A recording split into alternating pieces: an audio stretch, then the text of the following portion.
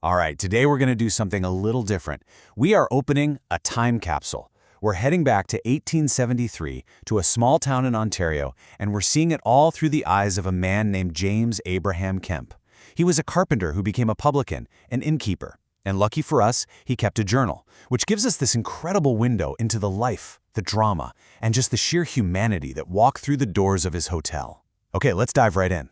So, it all kicked off with this amazing piece of advice from his wife, Mary Jane. She was the one who saw that their hotel was, well, it was more than just a business, right? It was a stage. And her words really struck a chord with him. So James started to write down the stories he was seeing unfold every day, turning all that hustle and bustle into this truly remarkable record of human experience. And this brings us to our first story. Right away, the journal shows us how this simple hotel often had to become so much more than just a place to stay. I mean, sometimes it had to be a genuine sanctuary. I want you to picture this. It's February 1872. The town is being hammered by one of the worst blizzards anyone can remember. We're talking a storm so fierce you couldn't even see the barn from the back door. James actually wrote that the wind howled like a pack of wolves. The entire town is just buried, totally isolated. Everything is quiet. But then, in the middle of the night, a sound cuts right through the storm. It's this desperate, frantic pounding on the front door. Someone is out there when absolutely no one should be. And when James opens the door, there's this man, Thomas Johnson, just half frozen, holding up his wife, Ellen. They were trying to get to her mother's farm, but the storm trapped them. And now, their baby is coming. They are completely at the mercy of the storm and, well, the kindness of strangers. And what happens next? Well, this line just says it all, doesn't it? Mary Jane helps deliver a healthy baby boy, and when Thomas tries to pay them extra for all their trouble, she absolutely refuses. This moment, it just sets the tone for everything else. It shows you that this hotel isn't just about making money. It's about community, and it's about basic human decency. So that's one side of the coin. But running an inn wasn't just about being kind. It was also a constant test of judgment. I mean, James had to be a sharp reader of people, all while his own character was constantly under the microscope. So he's getting hit from two totally different directions. You've got this slick investor from Philadelphia on one side, promising the moon and dazzling everyone, and on the other, a group of local temperance ladies who believe his whole business is basically a sin. Now, what's really fascinating here is how Kemp sized up this so-called timber baron. See, it wasn't some big aha moment. It was the little things. He noticed the man's hands were way too soft. No calluses. And this talk about the timber business, it sounded like he learned it from a book, not from actually doing the work. His carpenter's instinct just told him something didn't fit square. And his quiet warning, it literally saved a local guy from losing his entire life savings to a con artist. Amazing. Now, what about those temperance ladies?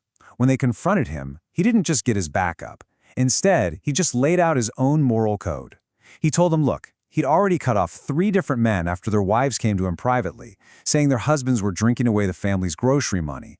It just showed this level of personal responsibility that, well, even his biggest critics had to admit they had to respect that.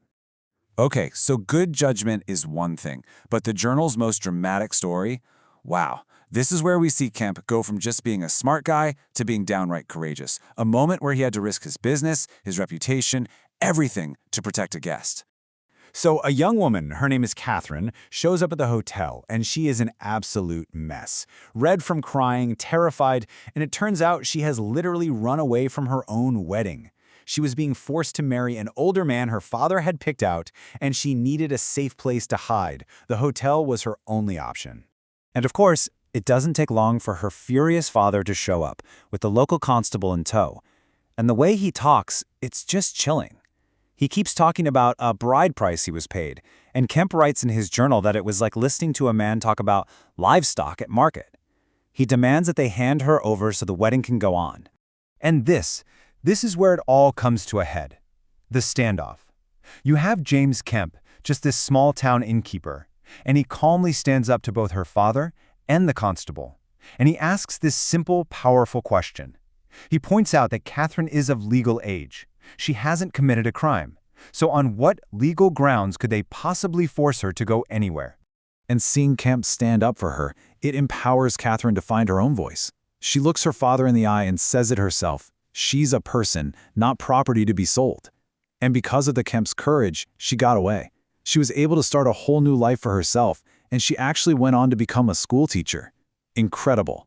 So these individual stories are just wow. But Kemp's journal also gets a little more philosophical about his role in it all. And he uses this amazing metaphor to think about it. The big mirror behind his bar. You know, he originally put the mirror there for practical reasons. Make the room look bigger, keep an eye on things. But over time, he started to see it as something much, much more. He realized it was a silent witness to the full, messy, beautiful life of his town. That mirror, it reflected the entire spectrum of life in that town. He saw celebrations when the harvest came in. He saw men quietly drowning their sorrows. He witnessed marriage proposals, business deals, friendships being tested, the whole shebang. You see, the public room wasn't just a bar. It was the town's living room. So, in the end, Kemp realized his job, well, it was a lot more complicated than he ever thought it would be. He wasn't just pouring drinks or renting rooms. He was a counselor, a referee, a peacemaker, and more than anything, he was a witness to the endless parade of stories that made up his community. You know, Kemp's journal is such a powerful reminder that our own community spaces, the pubs, the coffee shops, even libraries and parks, they're all stages for our own human dramas, right? And it really leaves you with a thought, doesn't it? If the walls of our favorite gathering spots could talk, what stories would they tell? What tales of kindness or conflict or courage? What are we witnessing every single day? And maybe more importantly, what part are we playing in the story?